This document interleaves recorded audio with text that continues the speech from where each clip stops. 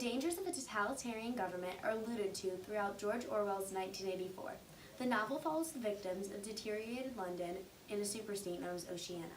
The dystopian novel warns us of surveillance of an omnipresent government through following the protagonist, Winston Smith, as he retaliates against Big Brother. Aldous Huxley's dystopian novel, Brave New World, shows the futuristic life of the world state.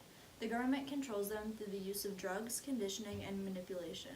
Babies are born into the London hatchery and conditioning center where they are shaped exactly how the world state wants them. Today we will speak to both authors and compare, as well as contrast, some important points in both of their successful novels. Join us as we talk to them about technological control, manipulation of language, social caste systems, and governmental oppression.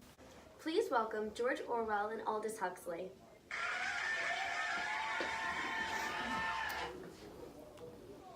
Hello, thank you for having me.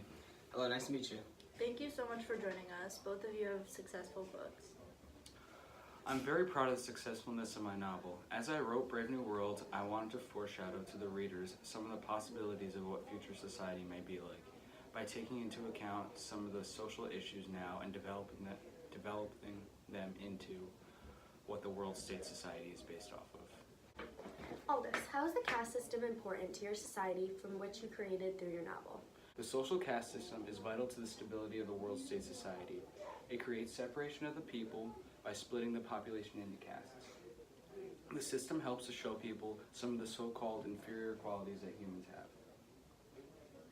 The people that are viewed as least valuable in society are in the lower caste. The caste system creates tension among the individuals in society, and often the lower castes are looked down upon by the upper ones. To have dealings with members of the lowest caste was always the most distressing experience.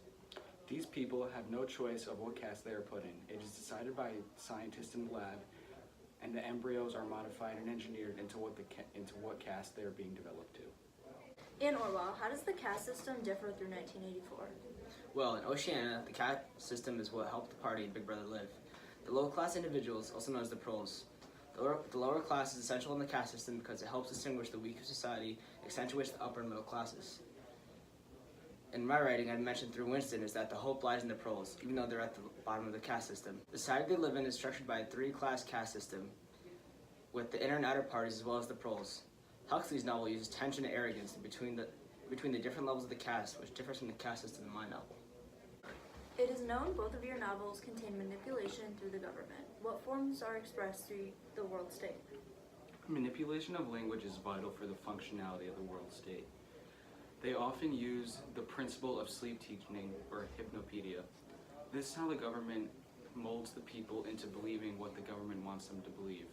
As the children or test subject sleeps, a repeating phrase will be played over and over again.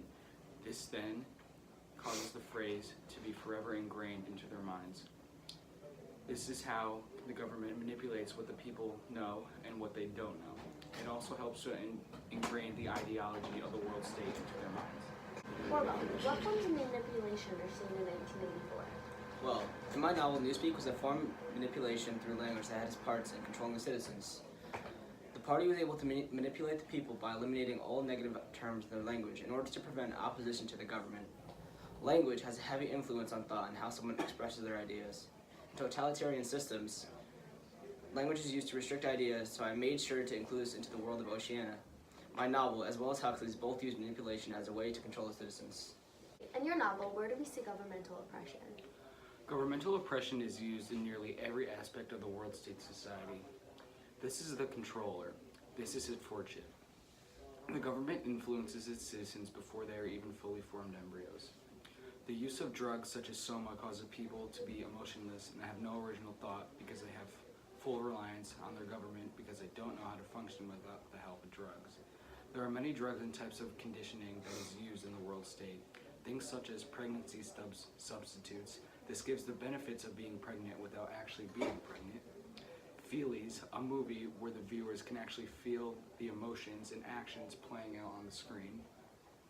And VPS, violent passion surrogate, which stimulates sex. The world state controls their people by the constant feeling of euphoria and sex. By doing this, the government can practically control its people through these synthetic drugs. Orwell, how does the government oppress the people through your novel? The citizens of Oceania are constantly oppressed by the party and the formidable presence of Big Brother.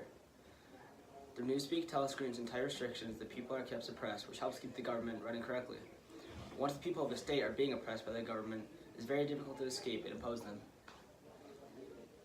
Winston was a very rare individual who tried to set himself free from the government oppression in Oceania, but failed due to the power of the party. What forms of technological control are seen through Brave New World? In the world state, technological control is seen as a catalyst for maintaining a controlled society. The world state uses science as a way to create technology that can be used to condition the people to their standards. A love of nature keeps no factories busy. It was decided to abolish the love of nature at any rate among the lower classes to abolish love of nature, but not on the tendency to consume transport. In a dystopian world, technology has a big impact on society and the power of the government. And Orwell, what kinds of technological control do we see through 1984? One of the most significant effects of control that I included in 1984 was the use of technology. Technological control in society has begun to become more and more prominent due to the development of technology over time. In Oceania, the party is able to supervise and oversee everything that occurs through devices called telescreens. The telescreens are what keeps the party running and society controlled.